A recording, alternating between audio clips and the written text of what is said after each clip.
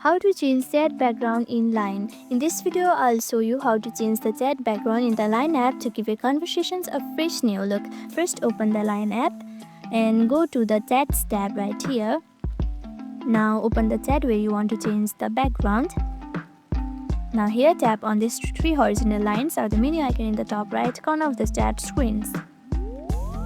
You can tap on settings right here and you will see chat wallpaper right here. Tap on it. Now you'll see a few options. You can choose from your default wallpapers, your photos, or even Line's official themes. Pick the one you like this, and you can also adjust it like this.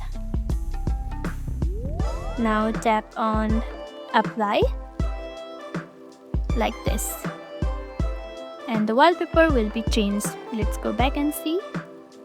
As you can see, the wallpaper has been set just like this. And that's it. Your chat now has a brand new background. If this helped you, don't forget to like and subscribe for more quick tips.